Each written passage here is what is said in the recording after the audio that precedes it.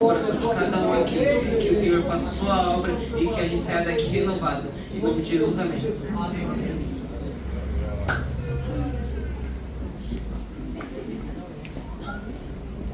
Glória a Deus. Queridos, queiram todos receber a paz do Senhor. Amém. A paz do Senhor. Amém. Quantos estão felizes com Jesus? Diga glória a Deus. Glória a Deus. Glória a Deus. Mas de quem está triste com Jesus. Só se você estiver feliz de verdade. Diga glória a Deus. Glória a Deus. Antes da gente começar, procure esse crente mais bonito, elegante, perfumado que veio para esse congresso contigo. Pega na mão desse vaso. Fala que bom que você chegou aqui.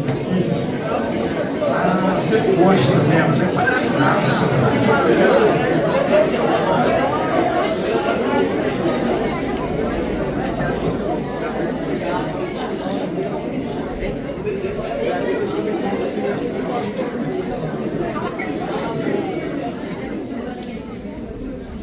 Os queridos, vocês estão ansiosos para escutar a palavra de Deus. Diga glória a Deus. Você que trouxe a sua Bíblia, por favor, se localize no texto.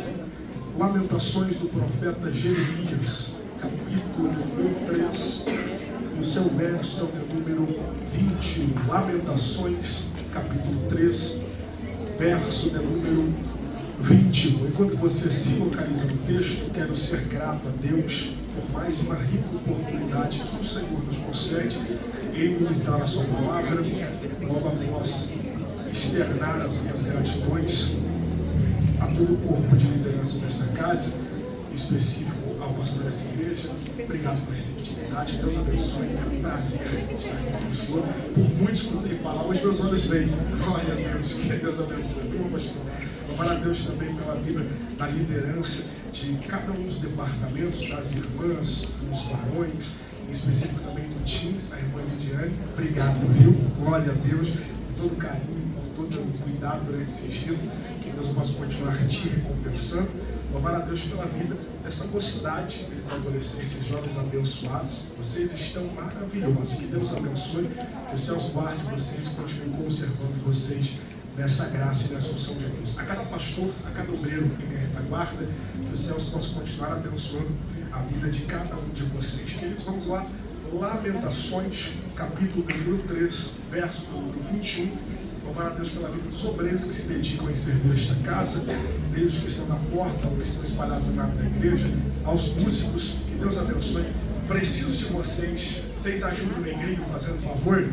Isso, dá lugar aí, vocês vão me conhecer. Eu sou carioca, que morei muito tempo em São Paulo, e já tem um tempo que eu estou no Rio Grande do Sul, então eu sou uma mistura, um pouquinho de tudo. Se pegar tudo, vem um baião de dois, diga glória a Deus. Mas Deus tem dado graça. Glória a Deus. Vamos lá. Lamentações, capítulo 3, verso 21. Quantos localizaram o texto e pode, diga em alto e bom som, eu achei. Eu achei.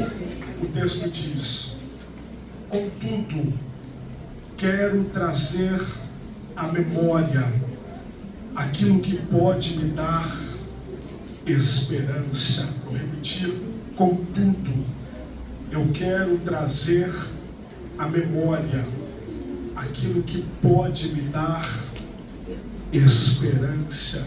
Antes de você fechar a sua Bíblia, pule uma ou duas páginas após e localize o capítulo 5 de Lamentações, e o seu verso também é o de número 21. Capítulo 5, verso de número 21.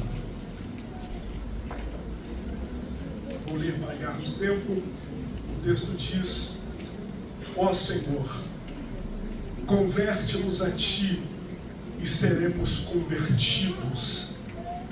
Renova os nossos dias como antigamente. E você se assenta glorificando o nome do Senhor Jesus.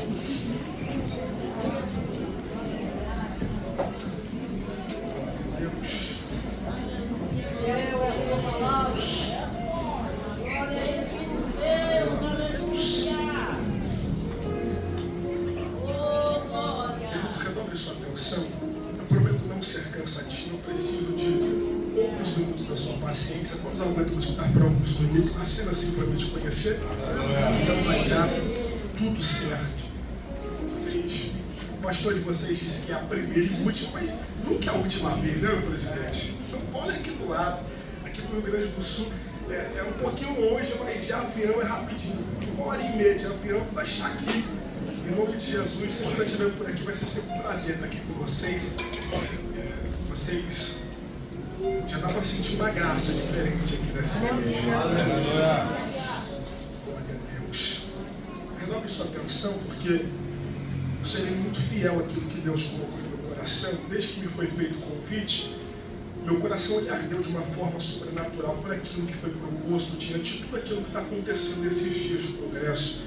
Eu sei que durante esses dias vocês foram ministrados de diversas formas. Eu tenho certeza que tudo aquilo que Deus tinha para poder entregar nos últimos dias foram coisas sobrenaturais. Hoje é só mais uma pequena porção daquilo que Deus está prestes a realizar com cada um de vocês. Glória a Deus por isso. O texto que nós estamos diante, hoje eu estou falando para diversas gerações, desde as gerações cujo me foi feito convite, que são do meu coração, que são os teens, até a geração daqueles que eu admiro, que são cada um dos pastores da velha guarda. Eu confesso que é uma baita responsabilidade representar, porque eu estou no intermédio dali, né, pastores? Eu digo que eu não peguei toda a velha época, mas eu peguei uma boa parte aí. Meu coração está queimando de uma forma sobrenatural por aquilo que Deus colocou no meu coração de acordo com esse texto. Pastor, o que você quer dizer é muito simples. Esse texto que a gente acabou de passar é simplesmente um dos maiores conflitos da vida do profeta. Quantos me escutam? Diga glória a Deus. Até porque falar de Jeremias é um complexo muito grande dentro de todas as realidades que o profeta lhe passa. Até porque, como eu estou falando para os adolescentes aqui, neste sábado glorioso que o Senhor nos preparou, o chamado de Jeremias começa muito cedo, o chamado de Jeremias começa muito recente. E a proposta de Deus para Jeremias é algo inimaginável para dentro das condições do cenário que Jeremias está presenciando. É um Deus que está virando para um homem dentro de uma realidade muito limitada, Lidiane. Está virando para ele fazendo promessas extraordinárias. E esse é o Deus que eu prego e a quem eu sirvo. Afinal de contas, as promessas de Deus, elas nunca vão de acordo com a nossa realidade mesmo. Diga aleluia por isso. Deus é especialista em pegar pessoas dentro de uma realidade dificultosa e apresentar um cenário espetacular para aquela pessoa no futuro. E eu sou alguém que acredito e vivo constantemente essas promessas de Deus. Deus ele vira para o Jeremias no começo da sua trajetória e propõe para ele algo que era muito complexo para a realidade atual.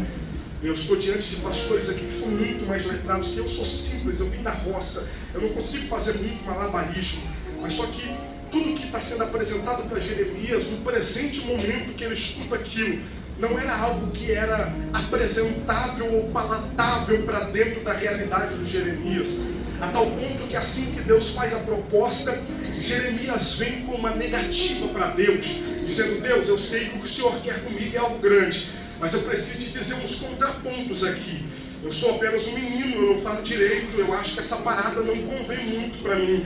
Eu acho que essa realidade não vai bater muito com a minha realidade. Eu acho que isso não é muito o que eu quero. De verdade mesmo, tem gente melhor, tem gente mais capacitada, tem algumas pessoas um pouquinho mais letradas, alguém um pouco mais preparado do que eu para esse ministério. É melhor o Senhor escolher outro, só que eu gosto de Deus por causa disso. Porque um dia eu escutei de um pastorzinho que virou para mim e falou assim: Paulo, Deus ele nunca ungiu uma cabeça errada. Diga glória a Deus por isso. E pastor, a prova disso é que assim que Jeremias dá o contraponto para Deus, Deus dá a maior cartada da história do ministério de Jeremias. Ele vira para Jeremias e fala: Jeremias, eu sei de todos os seus poréns, mas eu preciso te dizer uma coisa. Ô Jeremias, antes mesmo que tu te formasse dentro do ventre da sua mãe, diga glória a Deus, eu já te conhecia, Jeremias.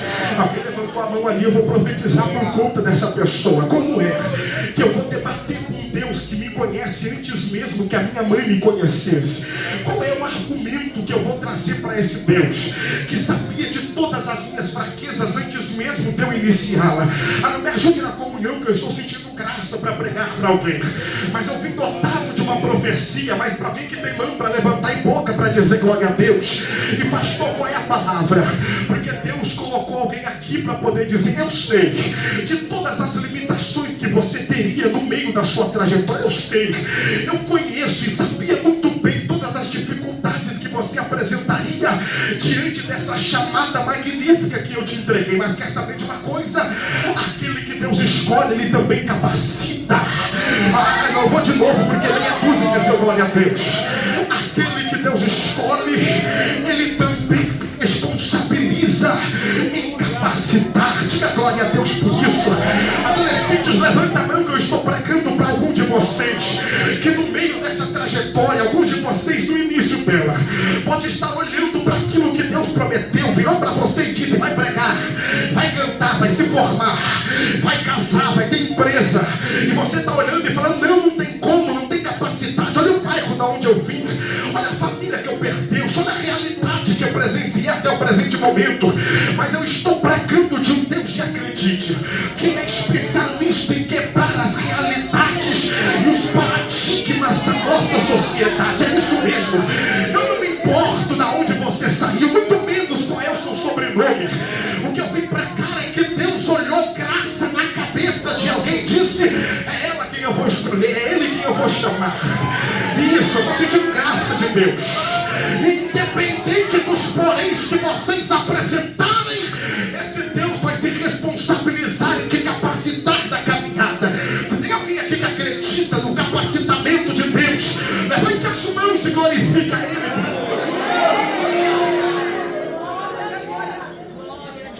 Ele se responsabiliza por isso. Diga glória a Deus.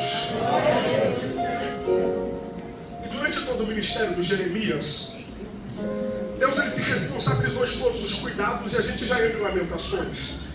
Só que a forma que Deus nos escolhe, tem pessoas que pensam, pastores, que a escolha de Deus nos isenta de problemas, mas eu preciso falar uma realidade para vocês. Não é porque Deus te escolheu que você vai ser imune às adversidades que a vida te apresenta, muito pelo contrário. Normalmente quem Deus escolhe está mais sujeitável a passar por alguns perrengues que outras pessoas não passariam. É isso mesmo. Aquele que Deus escolhe, na maioria das suas vezes, vai passar por algumas adversidades que comumente outras pessoas não passariam por elas. Isso é um pouco do contraponto da chamada. E é mais ou menos o que acontece com Jeremias, pastor. Deus o chama, capacita.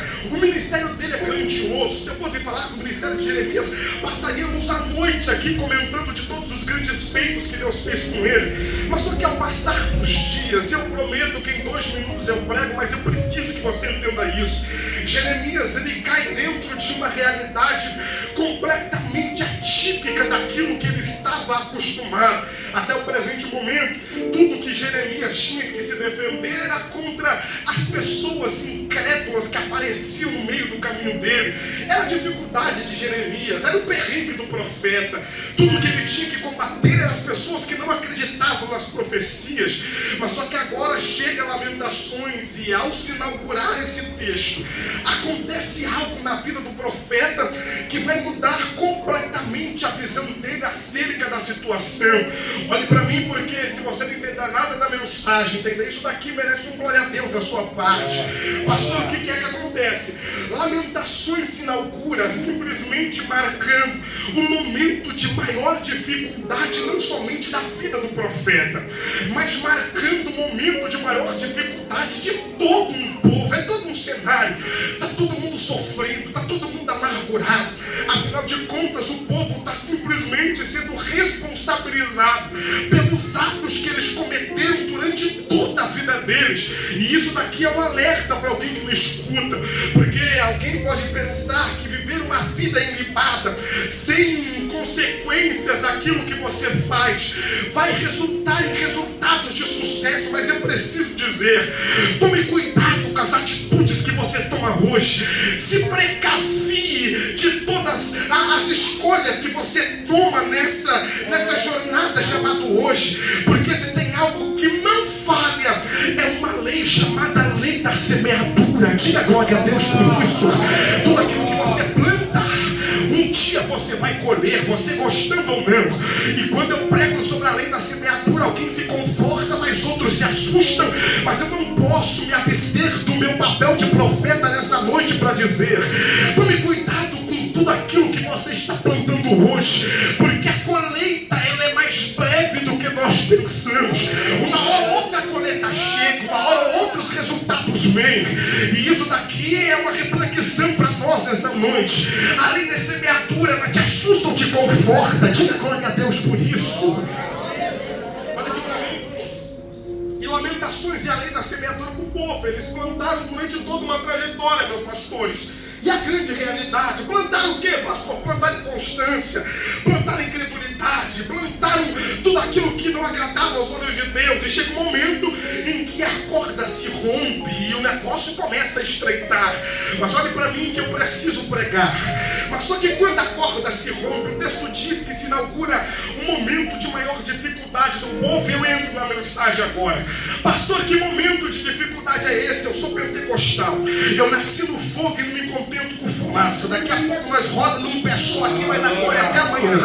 Mas só que meu pastorzinho sempre falou para mim: Paulo, primeiro você prega a Bíblia, fala da Bíblia, conversa da Bíblia, depois você dança na cabeça do diabo que dá tudo certo. Então primeiro a gente fala da palavra, come a palavra, prega a palavra, diga glória a Deus. Daqui a pouco a gente dança que nem Davi, diga aleluia por isso também. Olha aqui para mim, porque quando se inaugura Lamentações, meus pastores, tudo isso acontece em meados de 600 a.C. E a inauguração de Lamentações é muito dolorosa. Deus, ele fortalece o inimigo, pensa. Esse rei chamado Nabucodonosor, especialista em guerra, um homem que sabia todas as estratégias que precisava para poder romper um povo, ele começa a sua trajetória fazendo 3 levas contra o povo judeu. Me ajude na comunhão. Ele faz 3 levas contra o povo. Quantas levas eu disse? Não foi fraco, feito desorganizado. Eu já vi menos gente fazer mais barulho que isso. Quantas levas eu disse? São 3 levas. A primeira leva está lá presente em Daniel capítulo 1, verso 3 e 4, onde o texto diz que o rei disse a Aspenaz, chefe dos seus eunucos, que trouxessem alguns da casa de Israel. Mas tinha um detalhe: precisava ser jovens inteligentes, de boa aparência, capacitados, intelectualmente preparados, para poder auxiliar na política do palácio. Essa é a primeira leva. São só os mais inteligentes. Eu confesso que eu não faria parte dessa leva, glória a Deus. Ele leva só os capacitados, aquele que tirava 10 na nota de matemática, aquele que era bom na astrologia, sabe? Aquele que ciência para ele era algo comum. É nota 10 em tudo. É só pessoa capacitada, é só jovem elegante. Graças a Deus, Deus não me deu essa dificuldade. Isso é só gente preparada. A primeira leva, mídia, está indo só os melhores para dentro da Babilônia, para ajudar no sistema organizacional de todo o palácio. Mas não bastando a primeira leva, ela vem a segunda. E aqui o negócio estraga um pouco mais, porque na segunda leva do Nabucodonosor, meus jovens, preste atenção nisso, ele não quer mais saber de jovem bonitinho, não quer saber mais de gente preparada. Pastor, tudo que Nabucodonosor quer é recolher pessoas para ajudar na construção do palácio. É jovem preparado fisicamente. Pastor, cadê isso?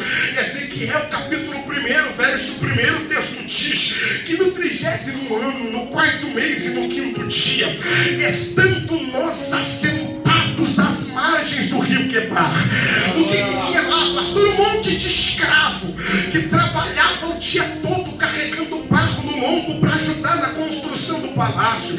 A segunda leva, ele recruta a maioria dos judeus para poder trabalhar como escravos nas beiradas do rio.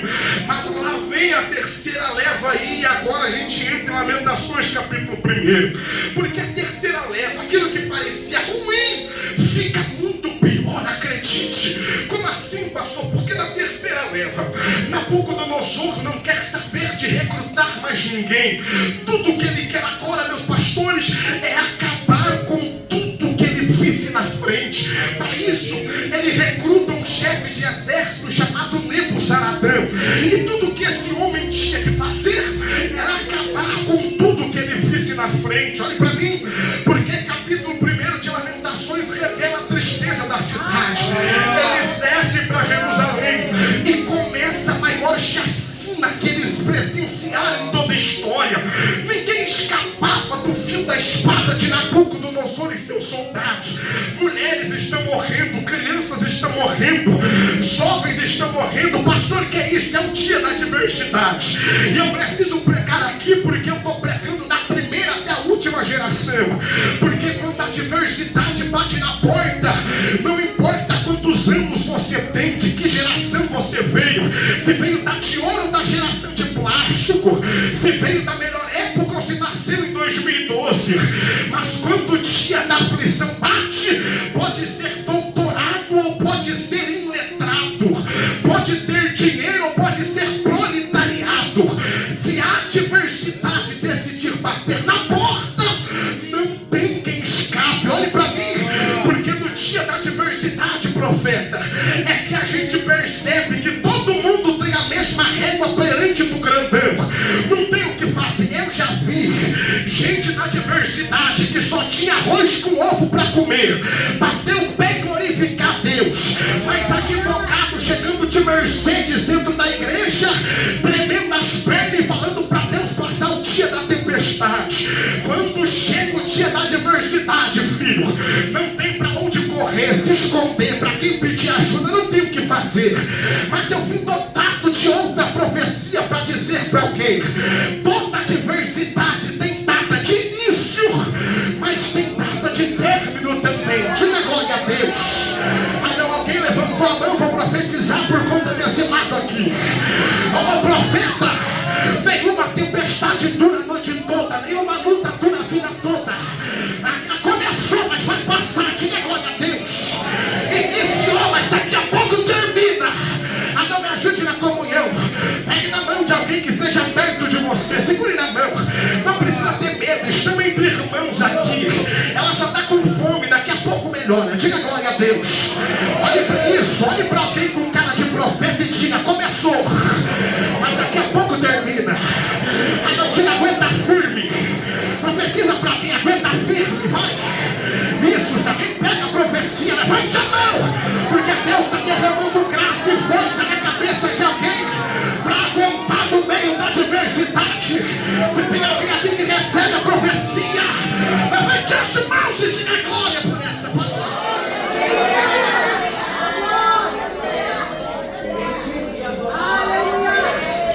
Vai passar. Vai passar. Se inaugura o capítulo 1, pastor. Olhe para mim, estou correndo para a gente entrar no final da mensagem. Mas só que, pastor, quando se inaugura o capítulo 1, Jeremias começa a descrever um pouco do sofrimento do povo. E não é qualquer sofrimento, pastor, é um negócio terrível que o povo está passando, Litiane.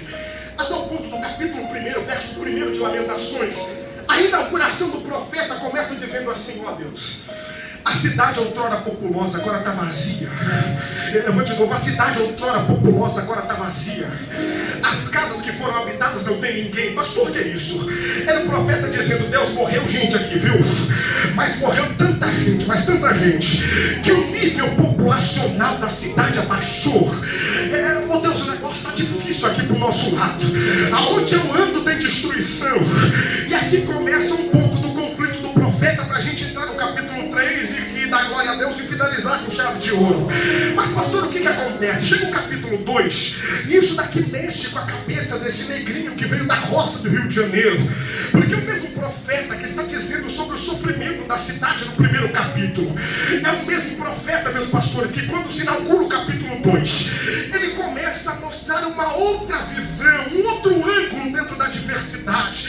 O capítulo 2, o profeta ele começa a fazer algo que todos nós um dia fizemos. Não adianta querer dar de bonitinho para cima de mim que não cola. O pastor, o que o profeta faz? Diante da adversidade, ele começa a jogar a culpa e a responsabilidade para Deus. Como assim, pastor? O pau está quebrando. E o profeta está dizendo: Deus, foi o Senhor. Você pisou em nós como qualquer um pisa sobre a poeira. Você esmagou os nossos dentes, quebrou os nossos ossos. Estamos machucados, feridos. Você não faz nada. Você não está vendo que a gente está sofrendo, não está vendo que a gente está machucado. E o profeta está achando que fazer biquinho perante a Deus vai mudar alguma coisa. Só que não vai, varão, não vai. Ele está achando que cruzar o braço e bater perninha vai fazer Deus mudar de ideia, não vai rolar. E ele começa a perceber que a injúria dele perante a adversidade não muda em nada o que Deus está prestes a fazer. E quando chega o capítulo capítulo 3, isso daqui mexe com o meu coração. Pastor, por quê? Porque o profeta entende que ele podia chorar, espernear, fazer birra, ele podia rolar no chão, rapar a cabeça, vestir de pano de saco, sair rolando no meio da cidade, gritando que Deus não mudaria de ideia. Diga glória a Deus. Isso tem vaso ligado comigo aqui. Deus não iria voltar atrás naquilo que foi proposto desde o início. Diga aleluia por isso. Olha aqui. Tá bom, pastor? Ai, meu Deus do céu, que graça. Ai, Jesus, estou sentindo o mistério de Deus aqui. Sarabachose, queda. Alaladade, para me guarda, guerreiro. Jesus, que mistério grande. Mas e aí, pastor, quando chega o capítulo 3, começa o protesto final do profeta. E o protesto final do profeta é simples, pastor. Ele vira para Deus e fala: Deus, quer saber de uma coisa? Eu já entendi que eu posso fazer o que eu quiser, que o Senhor não vai me dar de ideia, né? Oh Deus, eu já entendi que eu posso chorar, faltar culto, bloquear o pastor, eu posso pedir minhas contas, eu posso entregar o grupo. O Senhor não vai largar a mão, né? Não. Mas quer saber de uma coisa, Deus? Mesmo o Senhor não fazendo do meu jeito, mesmo o Senhor não fazendo do jeito que eu estou querendo, mesmo que as coisas saíram do meu controle, Pai, eu preciso dizer uma coisa. Capítulo 3, verso 21. Contudo, eu quero trazer a memória. Me guarda, rapaz, aquilo que pode me dar esperança. Diga glória a Deus.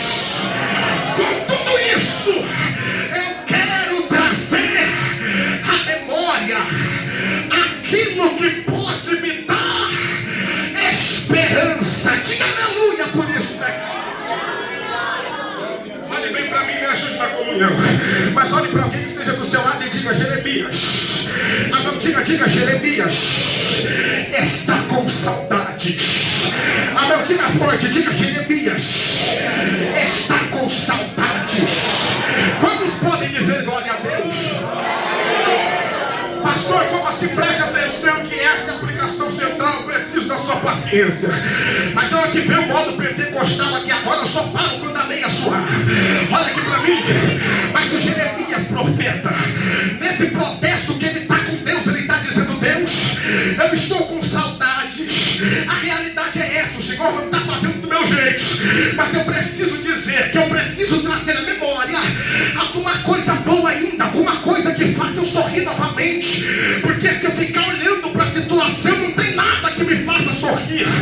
Jeremias está com saudade, profeta. Saudade do que? Saudade do culto e da integridade verdadeira a Deus. Diga glória a Deus por isso. É Jeremias dizendo: Deus, se eu ando pela cidade hoje, tudo que eu vejo é caos, meu irmão. Se eu ando pela cidade hoje, Midiane, só tem destruição, só tem morte. Mas eu tenho saudade, eu preciso me lembrar de quando Jerusalém era sinônimo de alegria. Diga glória a Deus. Hoje em dia, meus pastores, Jeremias está andando pela cidade e está dizendo: todo cheiro que eu sinto é um cheiro de cadáver e putrefação. Eu só sinto cheiro de morte. Não tem nada que me agrade. Mas eu tenho saudade de sentir o cheiro do incenso do sacerdote me convidando a ir para o culto. Hoje em dia, a gente não tem mais liberdade de adorar. Ninguém aqui mais canta. O último salmista que disse que ia cantar pendurou a harpa no salgueiro. Até como o negócio está complicado para o nosso lado.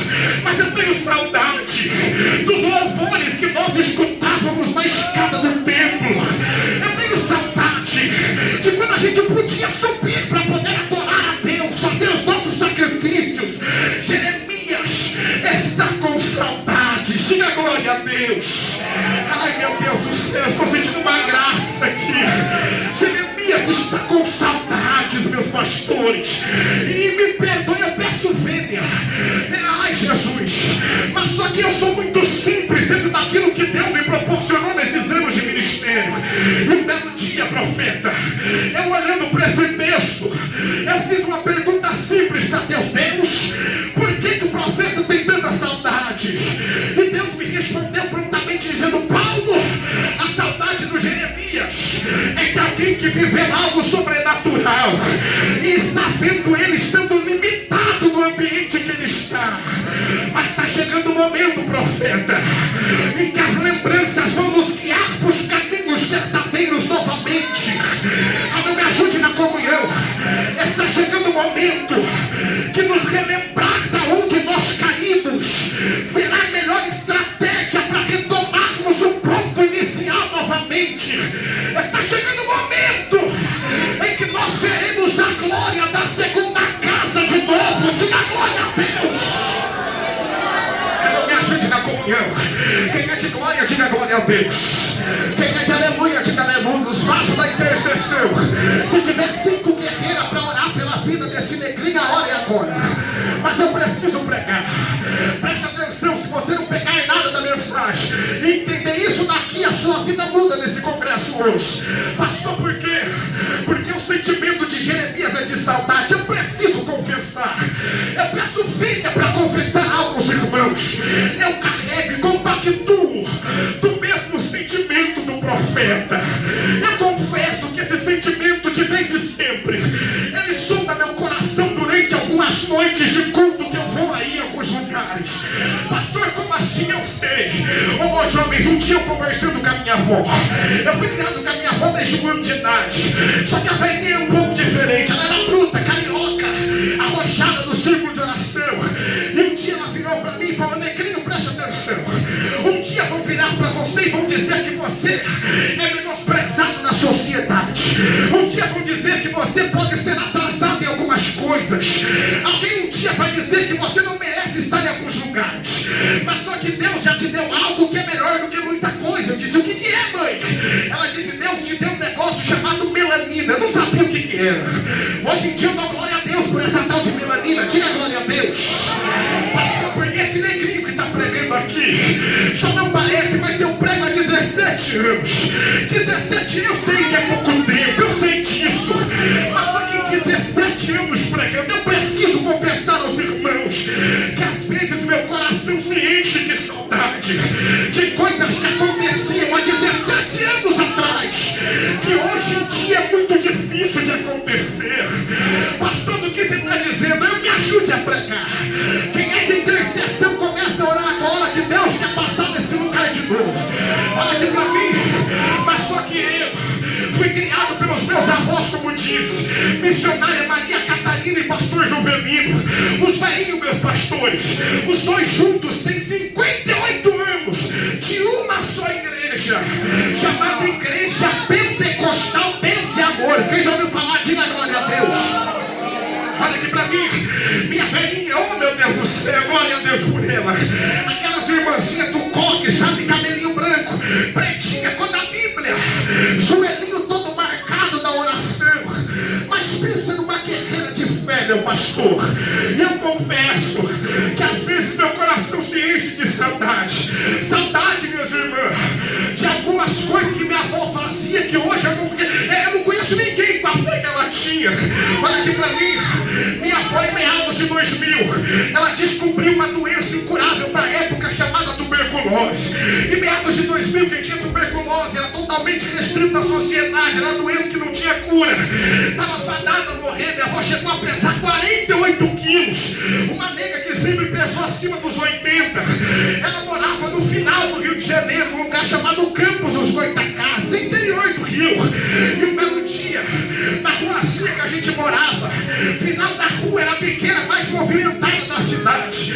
A velha, belo dia, tossindo, a cada 5 minutos dava uma tosse que saía sangue.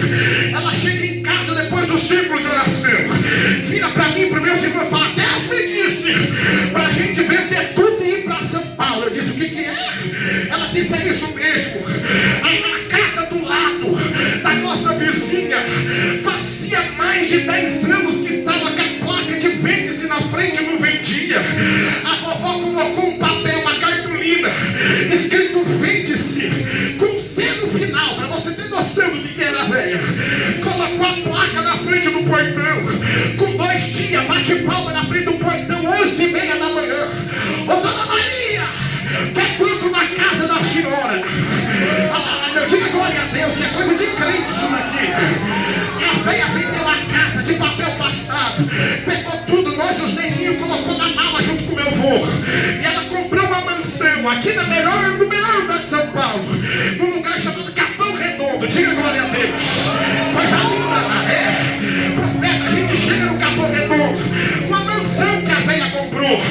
Se juntasse todos os cômodos, era 2 cômodos para 9 negros morar dentro. Ô Jesus, pensa numa guerra. Mas a velhinha tinha fé, diga glória a Deus por isso. A gente chega aqui, ela vira para nós e fala assim: olha, na primeira semana, as coisas tudo dentro de caixa ainda, a gente dormindo no edredom no chão. Ela vira para nós e fala: hoje nós vamos lá para o centro de São Paulo, na cruzada do missionário Davi Miranda, porque eu acredito que Deus vai fazer um milagre extraordinário. A gente foi junto com ela. Meu velhinho já dizia: negrinho, toma juízo, manda quem pode, obedece. E você sabe o negócio, né? Pegaram a gente, foram para a sede mundial da Deus é bom, meu pastor. Diga glória a Deus quem está comigo aqui. Olha para mim.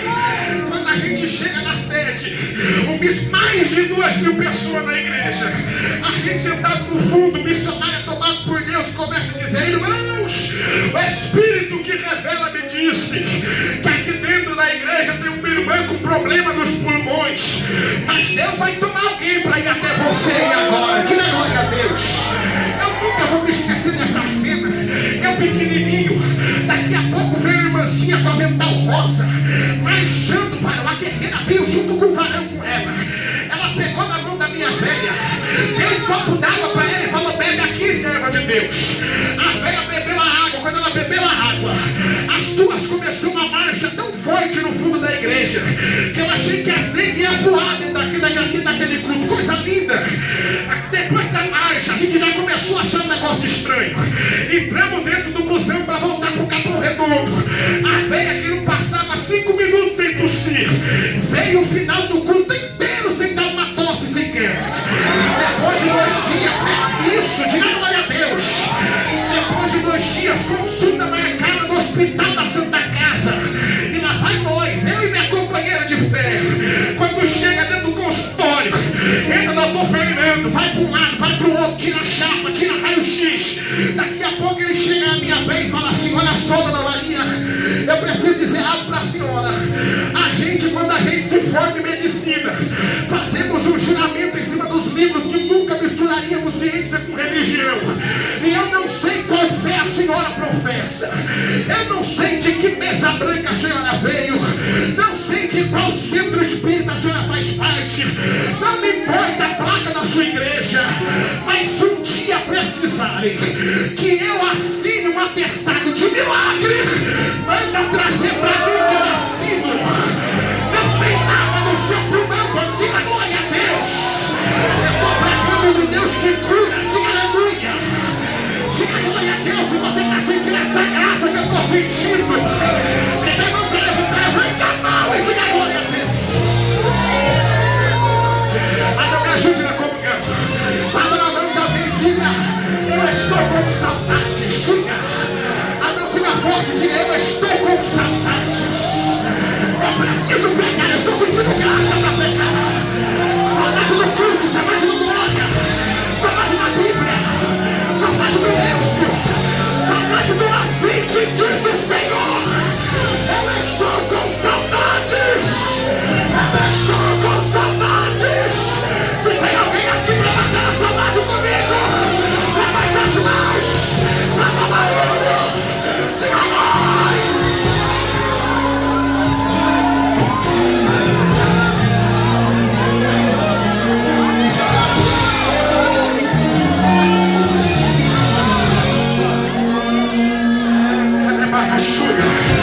Me ajude, quem é de glória, diga glória a Deus. Quem é de aleluia, diga aleluia. Mas eu tenho saudade de coisa simples. É coisa simples mesmo que eu tenho saudade. Saudade, profeta, dos cultos de antigamente. Ah, Jesus, me protege. Eu fui criado dentro de uma igreja, profeta, e pensa numa catedral. Se juntasse pastor, membro e obreiro, dava uma multidão de 12 pessoas no culto, para poder chegar visitante e levantar a jovem. Era a nossa realidade. Cadeira de plástico branco, que as diaconisas viam 2 horas mais cedo para deixar branquinha. Oh meu Deus, se eu tivesse um som desse daqui na minha época, eu era pregador famoso hoje. A gente pregava numas caixas de abelha que só Jesus na causa. Mas pensa nos lugarzinhos que Deus gostava de fazer uns negócios diferentes. Eu tenho saudade da liturgia que a gente carregava nos nossos tempos. Oh profeta, eu sei que hoje em dia o culto é mais prático, é mais dinâmico, né? Eu sei, é coisa linda de ver. Mas só que eu vim de uma época que os nossos cultos eram quase todos iguais.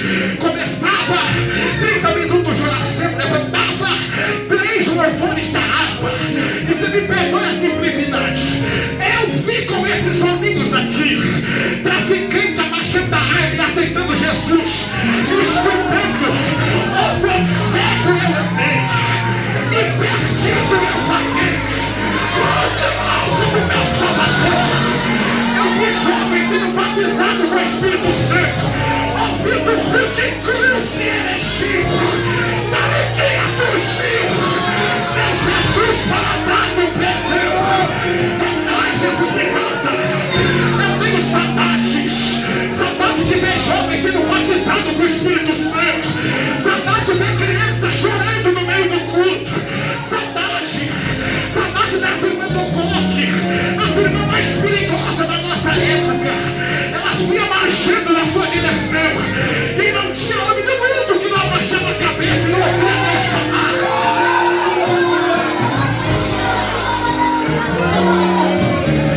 Ai, Jesus, saudade profetiza, saudade, meus jovens, dos pregadores da minha época. Eu preciso confessar, eles eram muito mais simples do que a gente, tinham muito menos eloquência do que nós.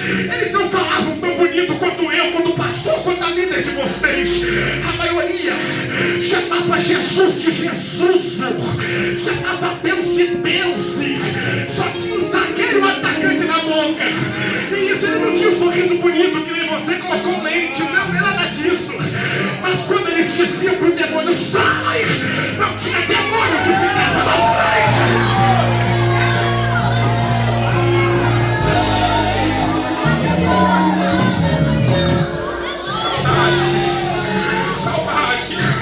Saudade de alguns cultos que a gente fez parte.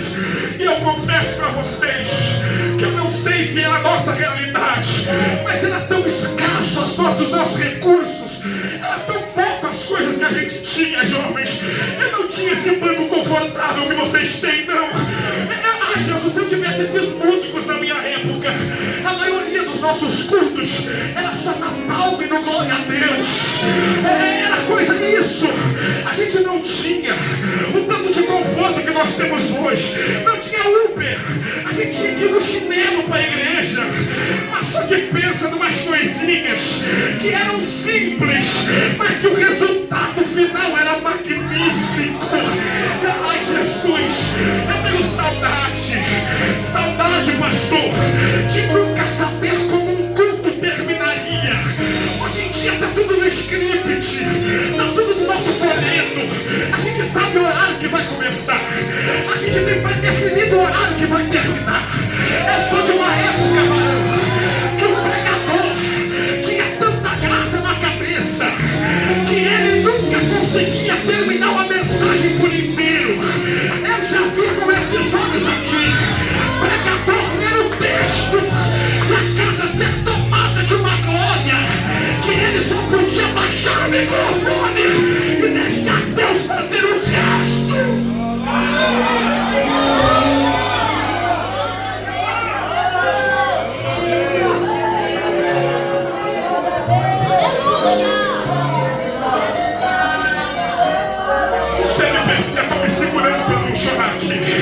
A minha esposa fala, Paulo, você prega demais, mas segura que pensa numa coisa feia, preto chorando. Então me seguro, mas se eu chorar aqui, você não liga não. É porque eu tô só matando a saudade. Diga glória a Deus. Isso, quando eu voltar para São Paulo eu prego. Hoje eu tô só matando a saudade. Saudade, profeta, de quando nada nos impedia de sentir a presença de Deus. Hoje em dia a gente se segura por tão pouca coisa. É a irmã que não chora com medo de borrar a maquiagem. É o guerreiro que não marcha com medo de desamarrar o sapato, não. Ô profeta, eu vim de uma época que as irmãs entravam e saíam que nem banda da igreja, com a cara toda preta, com essa maquiagem. Isso, então você não liga não, profeta. É porque eu sou muito sensível à voz do Espírito Santo. E quando esse amado está na igreja que nem ele está agora, eu não consigo me segurar. Eu não sou profissional do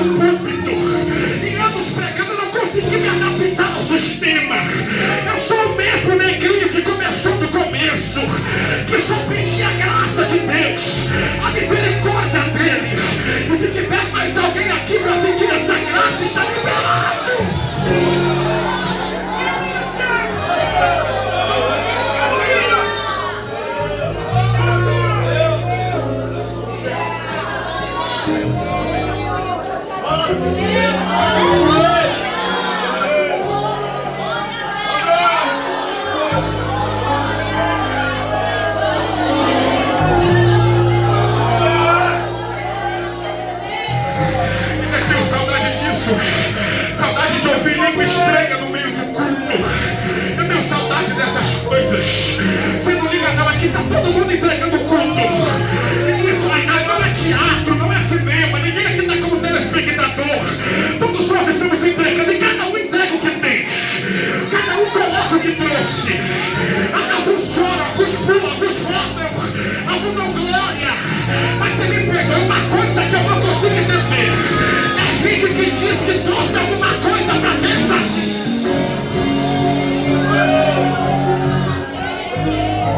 Não para de graça, crente. Me ajude na comunhão. Me ajude nessa graça. Me ajude nesse mistério. Eu estou com saudade, pastores. Saudade de quando tudo que a gente queria sentir a presença de Deus. Não me importa quantos gols que está para a Inglaterra agora. Não me importa se o Brasil jogou, se meu irmão ficou lá do lado de fora. Tudo que eu quero saber é que Deus está aqui. Eu não posso sair daqui sem sentir essa presença. Eu não posso sair daqui sem sentir essa graça. Se tem mais alguém aqui para sentir esse poder.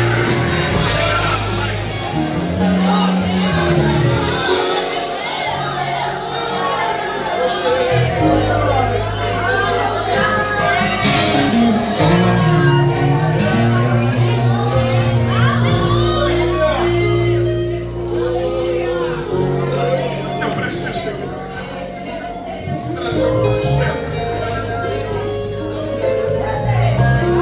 Mas eu estou cheio de saudade. Adolescentes, eu tenho saudade dos jovens da nossa época. E está tudo bem. Eu não julgo alguém que esteja aqui que não presenciou nada disso. Está tudo certo. Talvez eu esteja pregando para alguém que a sua trajetória com Cristo começou por pouco tempo, e glória a Deus por isso. E eu não te julgo por você não estar entendendo nada do que está acontecendo aqui. Mas por favor, você não me julgue aqui. Por meia dúzia que está entendendo um pouquinho do que está sendo dito aqui. E eu confesso que eu tenho saudade dos jovens da nossa época. Eles não eram diferentes de vocês, não. Todos nós tínhamos nossos eventos, cada um tinha os nossos poréns. Mas o que a gente tinha, algumas atitudes um pouco distintas. A gente faz uns negócios que, eu sei, hoje em dia vocês são muito inteligentes. E metade das coisas que eu falar aqui vocês não vão entender como racional. Você vai falar, que doideira. Os caras faziam isso quando era jovem. A gente podia estar jogando uma bola, eu sei, a gente podia. A gente podia estar jogando um PlayStation 5, assistindo a final da Copa do Mundo, mas o que, pelo menos na minha época, eu decidi passar os meus dias pedindo para Deus para poder me dar dons espirituais. Eu podia ter ido para alguns pontos de encontro com os jovens para poder assistir a final da Copa do Mundo, mas eu decidi estar em cima de um monte.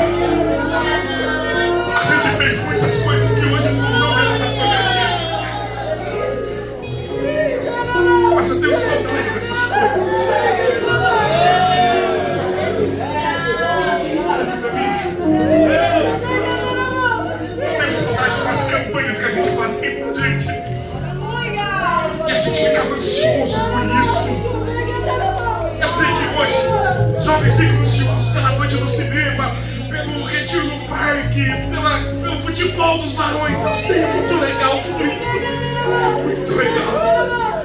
Só que a gente fica ansioso por uma campanha que a gente fazia no nosso meio, em busca dos dons espirituais. E esse tipo de campanha era uma campanha profética. Eu vou falar para vocês, dava briga entre a gente. Mas era uma briga tão legal que a gente brigava quem orava mais, quem jejuava mais. Isso, quem lia mais a Bíblia? Quem ia ser o primeiro batizado? Quem ia ser o primeiro a receber o dom de visão? Quem ia ser o primeiro a receber o dom de profecia? Quem ia ser o primeiro a pregar, o primeiro a cantar, o primeiro a profetizar, o primeiro a marchar?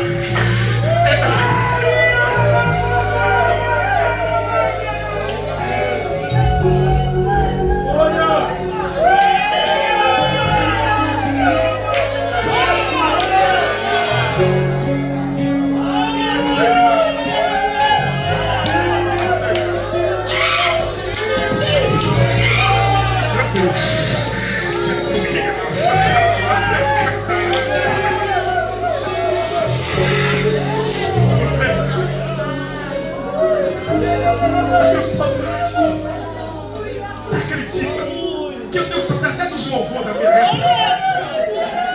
Até o louvor. Hoje os louvores é muito bonito, eu gosto. Ei, meu pai era musicista, músicos. O meu pai, tem jovens aí também. O meu pai tem uma condição especial, chamada ouvido absoluto. Vocês sabem o que é essa parada? Isso, meu pai tem essa condição. Pra quem não entende, se você agachar uma cadeira, meu pai sabe o dom que fez. Eu não aprendi a tocar nem bandeira, cara. Até os louvores eu tenho saudade. Profeta, hoje em dia os louvores são tudo muito lindos, é um negócio muito emocional, um negócio que vai. Só que os louvores da minha época, eles tinham outra parada. Hoje em dia o autor precisa colocar o nome dele, de onde ele veio, a cidade que ele saiu, qual é o testemunho dele, como é que foi, como é que Deus fez. Não, eu sou de uma época que quando eles iam escrever um louvor, eles falavam, vamos falar de quem? Vamos falar de Jesus. Bora falar dele, isso, como é que ele é pra você? Eu não sei pra você, mas pra mim, ele tem braço de ferro, ele tem punho de aço. Esse é o Deus que eu conheço.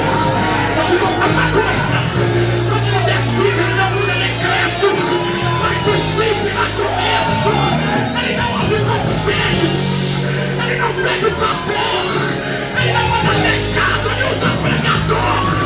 E quando ele decide, o inferno carrega não.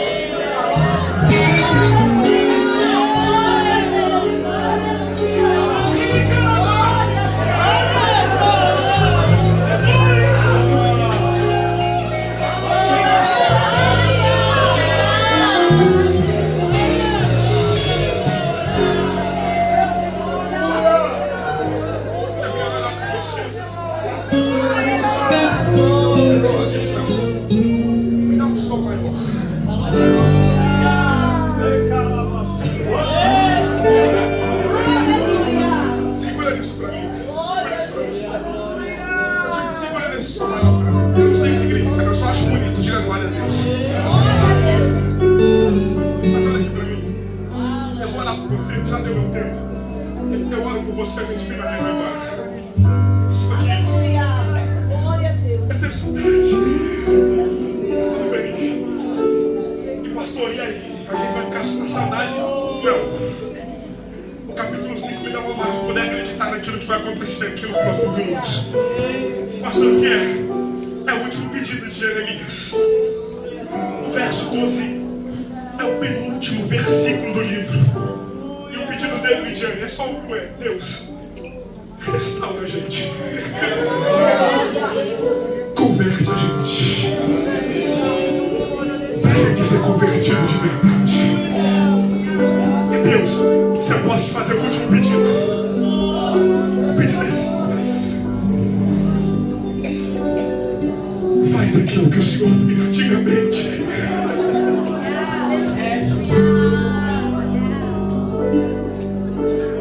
Então a gente vai orar aqui agora. Só que essa oração é só para Deus fazer o que Ele já fez. Tem gente aqui que já viu isso. Tem gente aqui que vai ver pela primeira vez. Mas só deixa Deus te usar. Que coisa linda, não se cura não. Tem gente nessas horas que sente vontade de chorar, outros que quer cair no chão, mas está tudo bem. É a graça de Deus. Como os jovens do batismo do Espírito Santo. A coisa que o diabo mais utiliza no nosso meio é um negócio chamado medo. Pastor, medo do quê? O que vão pensar? Será que é de Deus? Será que é emoção minha? Eu vou te dizer algo muito simples aqui para você carregar pro restante da sua vida. O diabo nunca vai te enganar para poder te empurrar para perto daquilo que é de Deus. Ele nunca vai te aproximar dele. Então, se você estiver sentindo algo dessa graça, vontade de chorar, vontade de falar em línguas, é Deus mesmo, tá? Não é nada de demônio, não. É Jesus querendo te usar. É isso. Eu senti o mesmo medo que você. Eu senti o mesmo receio que você. Eu senti. Eu também achava que eu não era capaz. Eu também achava que eu não merecia. Eu também sabia que eu tinha. Meu Deus, no dia que eu fui batizado, eu errei tanto naquela semana. Eu falei tanto naquela semana. Mas o que quando a graça vem, não tem muito o que fazer. E hoje ela escolheu vocês. Diga glória a Deus. Pastor, e eu que já fui. Agora é a hora do renovo. Eu vou dizer de novo, agora é a hora do renovo. Eu vou orar por você, mas é uma oração minha. Segura nesse som maior que você está. Eu me lembro, meu pastor, do negócio que a gente fazia. Na verdade, a gente não fazia, a gente era obrigado a ir. Vou ser muito sincero para vocês. O que é, pastor? As irmãzinhas da nossa época, do círculo de oração, elas eram muito perigosas, mas muito perigosas. Elas eram tão perigosas, pastor, mas tão perigosas. É verdade, é forte isso. Ela sabia o que nós estávamos pensando, ela tem medo. Você não está entendendo o mistério que era, não. Olha aqui pra mim. Mas só que a gente ia para um negócio todo sábado de manhã chamado consagração. Quem já foi nesses negócios que levanta a mão? Oh, meu Deus do céu, lá é lugar de crente, viu, varão? Mas tinha que ser crente mesmo. Já começava que só para acordar já era uma luta, era uma guerra. Mas só que lá nesses lugares tinha uns negócios tão esquisitos que acontecia, mas era uma graça. Posso que você está dizendo? Eu lembro de uma irmãzinha chamada Diaconisa Teresa. Olha aqui pra mim, Diaconisa Teresa, ela tinha 76 anos na época, uma senhora de idade, cabelo todo grisalho. Só que ela era viúva há mais de 12 anos. E todo dia ela ia pro culto, todo dia ela ia para aquela consagração. E quando terminava a consagração, a gente sentava com ela e eu gostava de conversar com gente mais velha. Até hoje meus amigos são todos mais velhos que eu. E a gente sentava e falava assim: ei, Diaconisa Teresa, como é que a senhora tá? Ela, tô bem. Mas por que a senhora tá feliz, tá alegre? Eu tô alegre porque meu amigo me trouxe pro culto hoje. Um amigo? Que glória! Ela é. No outro dia, ela fica sorrindo à toa, cantarolando. Tá feliz por quê, Diaconisa Teresa? Porque eu jantei com meu amigo ontem. Ai, Jesus, até 12 anos que ela tava sozinha, os filhos morando no exterior, era só ela. Gente, que amigo é esse? É a idade, ela não tá batendo nada com nada. Não tá batendo nada das ideias. Só que hoje eu sei que tal amigo era esse que tanto falava. Diga glória a Deus. Feche seus olhos que eu preciso orar por você. Feche seus olhos, seus olhos. Feche seus olhos. Só que depois de 17 anos, eu entendi que amigo era esse que ela tanto falava, mas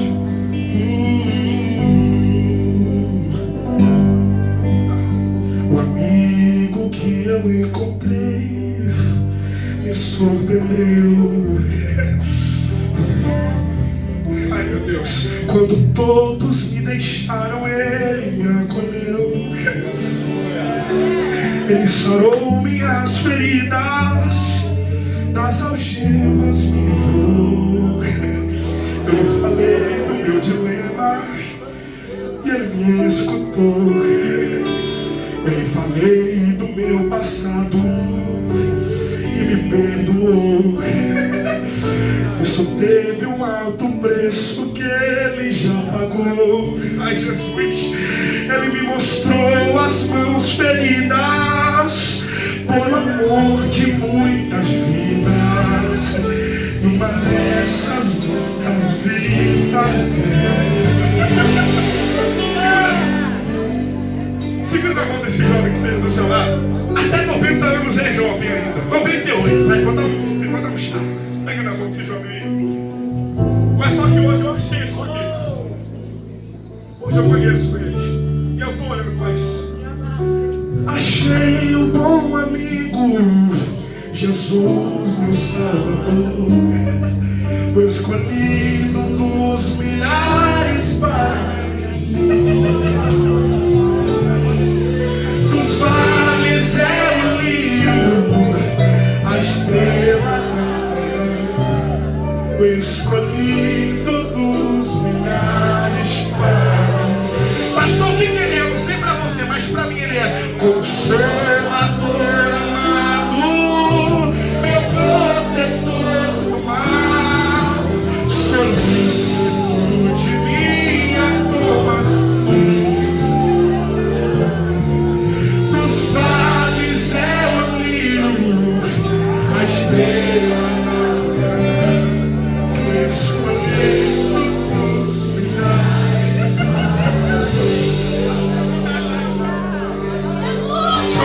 Eva, Taragata, de Paraná,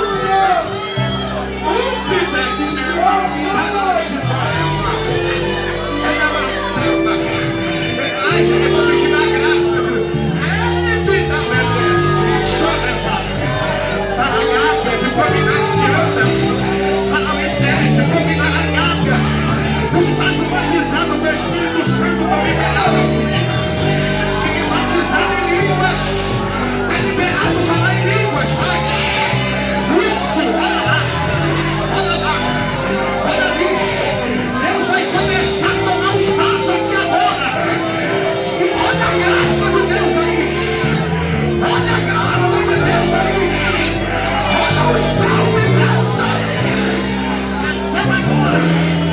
Receba agora de novo. Receba agora o poder. Receba agora o sal. Vai lá, galera.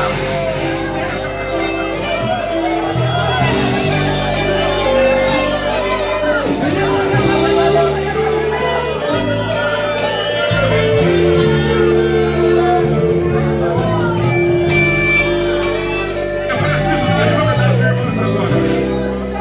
Eu preciso da ajuda dos irmãos. Os jovens continuem demandados agora. Porque Deus vai tomar o espaço para vir uma noite, vai começar a orar na cabeça de jovem que vai ser batizado com o Espírito Santo. Quem não for batizado, prepara que agora é a hora. Calema, Calauete, Diplomanase, Canda, Falagavra, Diplomanarave, Elme, Descome, Nébia. Como guerreira, a ponta está na nossa mão. Chegou a hora da gente acender